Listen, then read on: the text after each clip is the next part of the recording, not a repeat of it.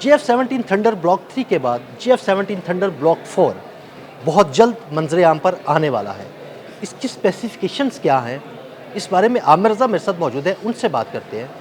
आमिर भाई, कुछ नई स्पेसिफिकेशन सामने आई हैं, वो स्पेसिफिकेशंस क्या हैं, कौन से मिसाइल नस्ब किए जाएंगे, हमारे नाज़रीन को ज़रा बताइएगा। कुछ इसमें वाकई में हकीकत में ऐसी स्पेसिफिकेशन है जो कि एक 5th जनरेशन जहाज़ में होती है, जिस तरह के J-35 है, F-35 है, कान प्रोजेक्ट है तुर्की का, इसी तरह से पाकिस्तान का जो JF-17 थंडर ब्लॉक 4 है इसका भी है। और इसके मुतल्लिक कुछ चीज़ें तो बिल्कुल सही इस वक्त प्रोपोगेट हो रही हैं, लेकिन कुछ लोगों ने इसको ओवर एग्जैजरेट भी कर दिया।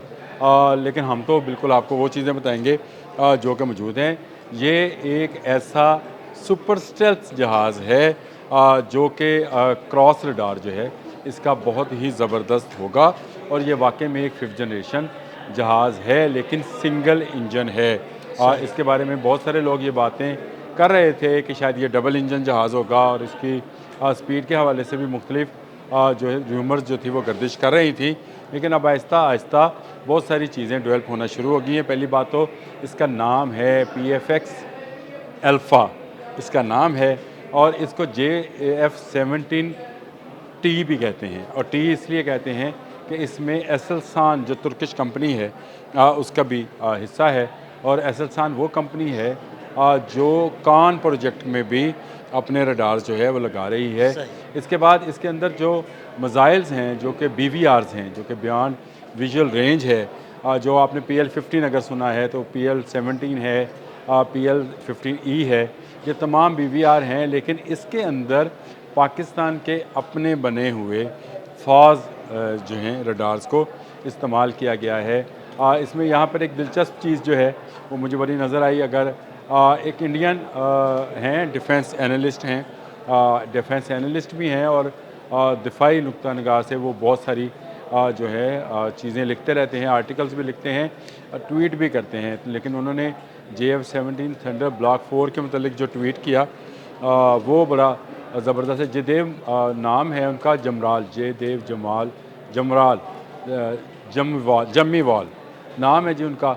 और उन्होंने जयदेव ने जो ट्वीट किया उसने भी कहा कि पाकिस्तान एक ऐसा JF-17 थंडर ब्लॉक 4 बना रहा है जिसका कभी इंडिया ने तसव्वुर भी नहीं किया था। यानी वो अब भारतीय होने के बावजूद JF-17 थंडर ब्लॉक 4 की स्पेसिफिकेशन पढ़कर ही वो परेशान है। और उसने वो जो तस्वीर शेयर की है, खैर वो भी एक तस्वुराती और तख़य्युलाती तस्वीर है जिसके अंदर JF-17 थंडर को एक अवॉक्स की सूरत में दिखाया गया है। लेकिन ये तस्वीर जो है ये AI जनरेटेड है, लेकिन इसमें एक चीज़ हकीकत है, और वो है कि 600 वो रडार जो कि इस्तेमाल किया जाता है इलेक्ट्रिक वॉरफेयर के अंदर, जिसमें दूसरे रडार्स को जैम करने की सलाहियत होती है। तो ये इस हद तक उसकी बात तो ठीक है, और इसने शायद इसीलिए वो जो तस्वीर उसने पोस्ट की है उसमें लग ये रहा है कि जैसे ये JF-17 का अवॉक्स वर्जन है। और ये ज़रूर JF-17 थंडर में ब्लॉक 4 में इस तरह की चीज़ें होंगी। फिर इसमें WS-13 इंजन है जो कि सिंगल इंजन है, चाइना मेड है, लेकिन मेरी इतलात के मुताबिक इसको भी अब बदला जा रहा है। अल्लाह करे ये बदला भी जाए। इसमें WS-15 इंजन जो है वो लगाया जा रहा है, जो कि कूल उसको बोलते हैं, कूल ईंधन वाला, सारी ठंडे ईंधन वाला है। उसमें जितना जहाज़ का ईंधन ठंडा होगा और उसमें से गैसिफिकेशन कम होगी, उतना वो रडार क्रॉस जो है उसका बेहतर होगा। यानी वो उतना रडार में ना नज़र आने वाला जहाज़ होगा। और यही JF-17 थंडर ब्लॉक 4 की है। एक बहुत अच्छा आर्टिकल मैंने इसके बारे में जब पढ़ा तो उन्होंने कहा कि पाकिस्तान फ़ज़ाइया को जो पर थे वो F-16 मिलने के बाद मिले, और पाकिस्तान को पंजे JF-17 थंडर के मिल रहे हैं। यानी अगर शिकार करना होगा तो JF-17 थंडर है। और ये अब एक साइड किक नहीं है, ये फ्रंट लाइन मुक्का है। ये भी अच्छा कमेंट था।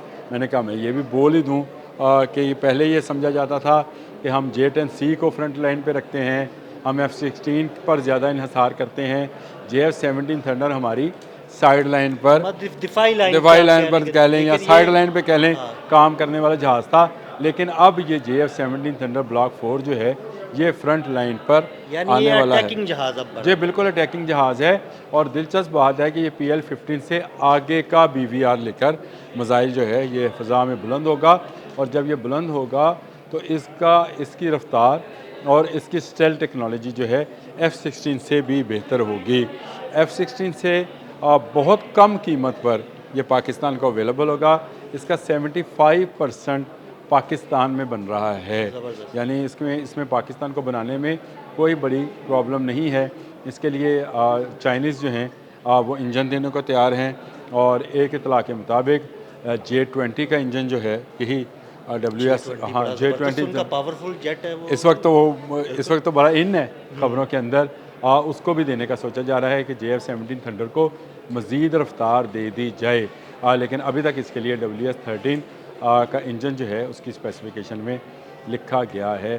तो ये एक ऐसा जहाज़ पाकिस्तान को मिलने जा रहा है जो कि दुनिया में इस वक्त 5th जनरेशन के जितने जहाज़ हैं उनसे बेहतर है। और राफेल से तो ये बेहतर है ही, क्योंकि राफेल 4.5 जनरेशन का जहाज़ है, ये 5th जनरेशन का जहाज़ होगा। और 5th जनरेशन के जहाज़ मैंने जिस तरह से आपको बताया, तुर्की का कान है, फिर F-15 है और J-35 है।